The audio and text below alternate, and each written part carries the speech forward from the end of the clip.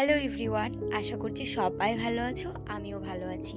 আমার নতুন একটি ভিডিওতে তোমাদেরকে অনেক ধন্যবাদ আর অনেক ভালোবাসা। তো সকাল সকাল আজকের ওয়েদারটা দেখো, এত সুন্দর, কি বলবো। তো আমার তো দেখে মন ভরেই যাচ্ছিল। আর এই যে ঠাকুমার গাছগুলো আজকে তোমাদেরকে দেখানোর জন্য আমি ক্যামেরাটা এদিকে আনলাম।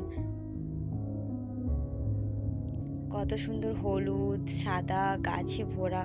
আর আমাদের এই গ্রামের সাইডে না এইটু এরকম বক ফুল বলো, তারপরে এটাকে আমরা কুমড়ো ফুল বক ফুল দুটোই বলে থাকি। আর আমাদের এইদিকে আছে তুলসী গাছ। তো এই যে ঠাকুমার বাগান বলতে গেলে ঠাকুমাই সব কিছু করে, আমি অতটা করি না। তো তারপর চলে এলাম আমি আমার কাজের জায়গাতে।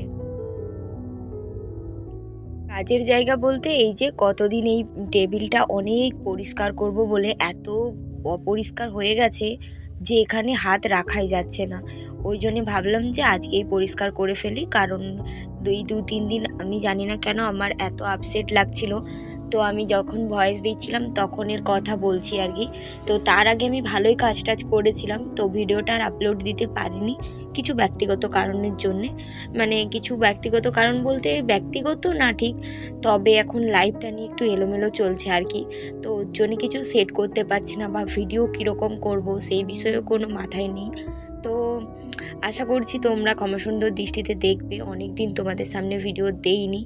তো কি করার আছে বলো। আর এই দেখো আমার এই কাজগুলোকে আমি এখনও গুছিয়ে রেখেছি, কারণ আমি এইটা ক্লাস 8-এ করেছিলাম।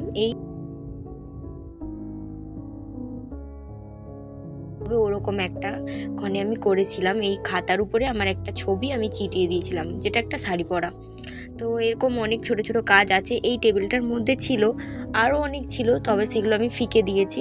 তো যেগুলো কাজের না সেগুলোকে রেখে তো কোনো লাভ নেই।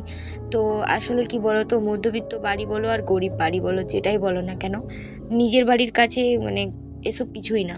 তো নিজের বাড়িটাকে একটু গুছিয়ে রাখার চেষ্টা করছি। আসলে আমাদের জীবনে অনেক আপস অ্যান্ড ডাউনস থাকে।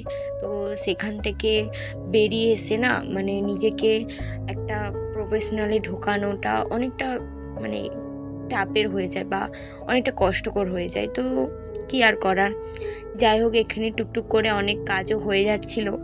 আর অনেক কাজ আছে যেটা আমি এই ভিডিওতে অ্যাড করতে পারছি না কিছু একটা কারণের জন্য। আমার ফোন স্টোরেজটা একটু ফাঁকা হোক, তারপরে তোমাদেরকে আবার ভালো ভালো ভিডিও দেবো। ওইদিকে তো আমার কাজের সাথে সাথে মাকে আমি ঘুঁটো টুটোগুলো বের করে দিচ্ছিলাম, রান্নার জোগাড়ও করে নিচ্ছিলাম। মেলা বাজে প্রায় 12টা মতন। তো এখানে আমি গুছাচ্ছিলাম বিছানা, কারণ দেরি করে ঘুম থেকে উঠেছিল তো দাদা। তো এখন দাদাই এই রুমটাতে ঘুমায় আর কি, আমি ঠাম্মার কাছে ঘুমাই। তো ঠাম্মার রুমটা আমি পরিষ্কার করে দেখাচ্ছি না।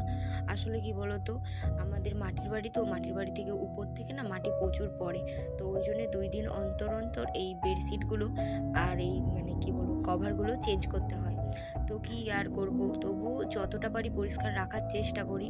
তবু অনেক দিনের এইগুলো তো বালিশ আর এই কভারগুলো তো আসলে সুতার জিনিস, তো ওর জন্য রং উঠে যাচ্ছে। তো একটু একটু ওই জন্যে বোঝাও যাচ্ছিল না যে কতটা কি। তারপর অনেক দিন ভাবলাম যে রোদ্দুরে দেওয়া হয়নি এগুলো। তো আমি ভাবছি যে যেহেতু কলেজ যাইনি, তো সেহেতু এই ঘরের কাজগুলো টুকটুক করে করেই নেওয়া যাক। তো সত্যি কথা বলতে মানে জীবনে যদি মনটা ঠিক থাকে না, তাহলে মেজাজ বলো সব কিছুই ফুরফুরে থাকে। আর মন যদি না ঠিক থাকে তোমার কোনো কিছুতেই মানে হয় কি না আমি জানি না তোমাদের, তবে আমার কিন্তু কোনো কাজই করতে ভালো লাগে না। যদি আমার মন ভালো থাকে তাহলে আমি সব কাজ করতে পারি, এরকম হয়ে যায়। জীবনটা জানি কেমন যেন হয়ে গেছে, যেটার দিকে হাত বাড়াতে চাই সেটাই আমার থেকে ভগবান কেড়ে নেয়। হয়তো জানি না এটাই আমার হয়তো ভাগ্যে লেখা আছে। আসলে যত জীবনটাকে গুছাতে চেষ্টা করি, জীবন ঠিক মতন গোছানোই যায় না।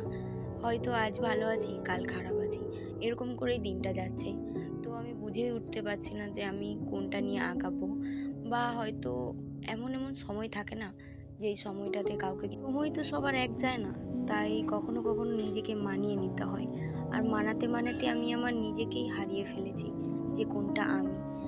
তো যাই হোক, অনেক কথা বলেছি। আমার কাজের মাধ্যমে যদি তোমাদের কিছু ভালো লেগে থাকে, অবশ্যই আমার একটা ভিডিওতে লাইক করে যেও আর কমেন্ট করে যেও।